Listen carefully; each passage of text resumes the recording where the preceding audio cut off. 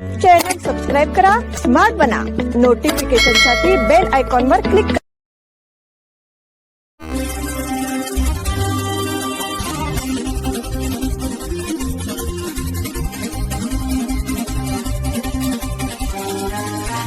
नमस्कार, स्मार्ट न्यूजच्या बुलेटिन मध्ये आपलं स्वागत. पाहूया आजच्या दिवसभरातील ठळक घडामोडी. प्रारूप मतदार यादी प्रसिद्ध, मतदारांना सूचना जारी. कर्नाटकाची विशेष सखोल पुनर्रक्षण प्रक्रियेअंतर्गत तयार केलेली प्रारूप मतदार यादी प्रसिद्ध करण्यात आली आहे. मतदार यादीच्या विशेष पुनरीक्षणात जिल्ह्यात 36,476 मतदारांचे मॅपिंग झालेले नसून 26,459 मतदार गैरहजर असल्याचे आढळून आले आहे. याशिवाय 1,34,903 मृत आणि 2,83,259 कायमस्वरूपी स्थलांतरित मतदारांची ओळख पटविण्यात आली आहे. मतदारांनी आता ही प्रारूप यादी काळजीपूर्वक तपासावी आणि त्यात आपली नावे व तपशील योग्य असल्याची खात्री करावी. प्रारूप मतदार यादीत प्रसिद्ध झाल्यानंतर मॅपिंग नसलेल्या मतदारांना नोटीस बजावून त्यांच्याकडून आवश्यक कागदपत्रे घेण्यात येणार असल्याची माहिती जिल्हाधिकारी मोहम्मद रोशन यांनी दिली आहे. महत्त्वाची बाब म्हणजे प्रारूप यादीत नाव नसणे याचा अर्थ संबंधित व्यक्तीचे नाव कायमस्वरूपी वगळले गेले आहे असा होत नाही.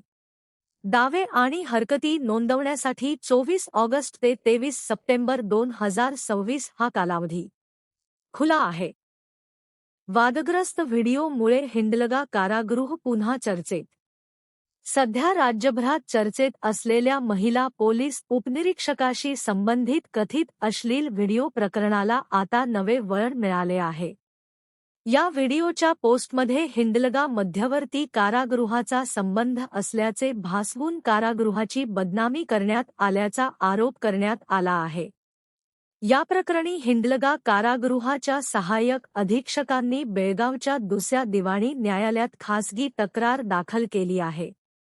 कारागृहाची प्रतिष्ठा आणि प्रतिमा मलिन करणारी माहिती सोशल मीडियावर प्रसारित केल्याचा आरोप सामाजिक कार्यकर्त्या संध्या नागराज यांच्यासह काही व्यक्तींवर करण्यात आला आहे.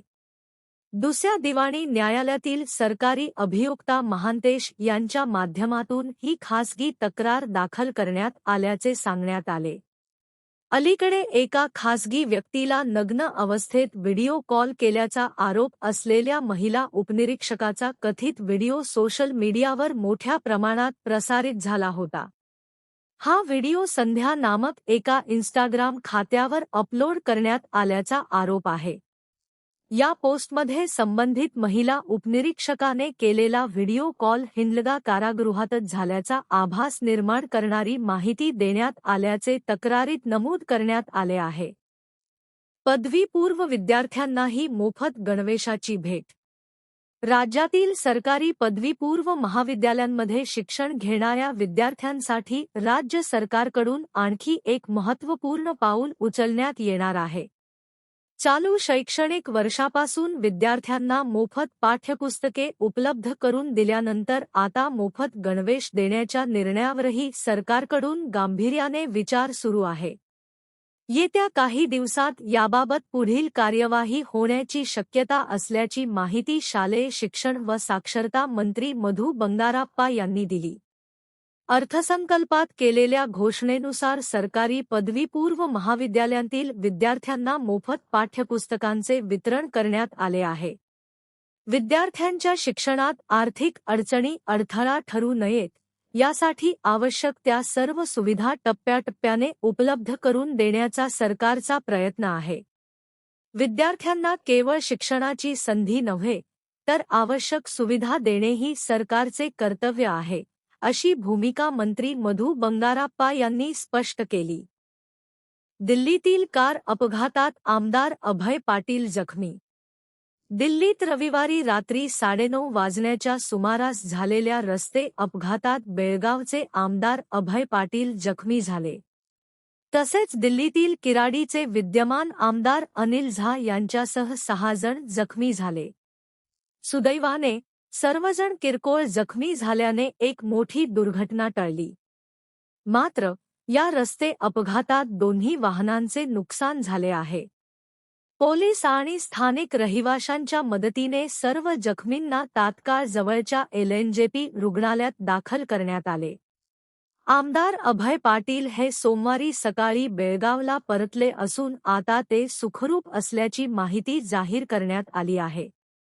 दिल्ली पोलीस मुख्यालय आणि सार्वजनिक बांधकाम विभागाच्या कार्यालयासमोरच एका स्विफ्ट कारने आमदारांच्या इनोव्हाला धडक दिली. स्विफ्ट कार भरधाव वेगाने असल्यामुळे ती डिव्हायडरला धडकली आणि रेलिंग ओलांडून थेट आयटीओकडून लक्ष्मीनगरकडे येणाऱ्या आमदारांच्या इनोव्हा कारला जाऊन धडकली. केवळ सुदैवाने किरकोळ जखमांवर निभावल्याची माहिती उपलब्ध झाली आहे. सीआयडी पथकाकडून हाजगोळी पोल्ट्री फार्मची पाहणी. हाजगोळी, तालुका चंदगड येथील कोट्यवधी रुपयांच्या ड्रग्ज निर्मितीच्या कारखाना प्रकरणी बेळगाव येथील म्होरक्या असल्याचे सिद्ध झाले आहे.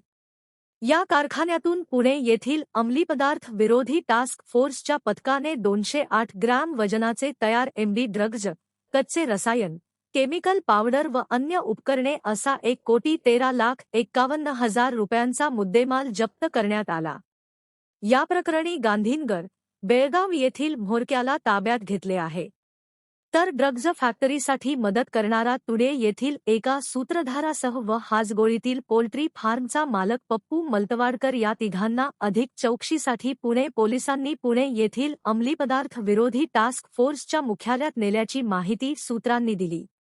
या प्रकरणी स्थानिक अन्य संशयित तरुणांची धरपकड सुरूच आहे. महाराष्ट्र एकीकरण युवा समितीतर्फे मच्छे शाळेत शैक्षणिक साहित्याचे वितरण. महाराष्ट्र एकीकरण युवा समितीतर्फे मच्छे येथील सरकारी मॉडेल प्राथमिक मराठी केंद्र शाळेतील तसेच लक्ष्मीनगर, मच्छे येथील विद्यार्थ्यांना शैक्षणिक साहित्याचे वाटप करण्यात आले. कार्यक्रमाच्या अध्यक्षस्थानी शाळा सुधारणा समितीचे अध्यक्ष गजानन छपरे होते. यावेळी महाराष्ट्र एकीकरण युवा समितीचे कार्याध्यक्ष सचिन केळवेकर यांनी समितीतर्फे राबविण्यात येणाऱ्या विविध उपक्रमांची माहिती दिली. यावेळी बोलताना गावातील प्रतिष्ठित नागरिक व मराठीप्रेमी बजरंग धामणेकर यांनी महाराष्ट्र एकीकरण युवा समितीच्या कार्याचे कौतुक केले. कार्यक्रमाचे प्रास्ताविक शिक्षिका रेश्मा मोदी यांनी केले तर आभार अलका केर्लेकर यांनी केले. कार्यक्रमास शाळा सुधारणा समितीच्या उपाध्यक्षा मोहिनी बाळेकुंद्री, सदस्य अमोल लाड, रुपाली कणबरकर, पूजा लाड, प्रशांत नांदोडकर आणि महाराष्ट्र एकीकरण युवा समितीचे उपाध्यक्ष गुंडू कदम, सूरज कुडुचकर, साईनाथ शिरोडकर आणि शिक्षकवृंद तसेच विद्यार्थी उपस्थित होते. याचबरोबर स्मार्ट न्यूज मराठीचे आजचे बुलेटिन इथेच संपले. धन्यवाद.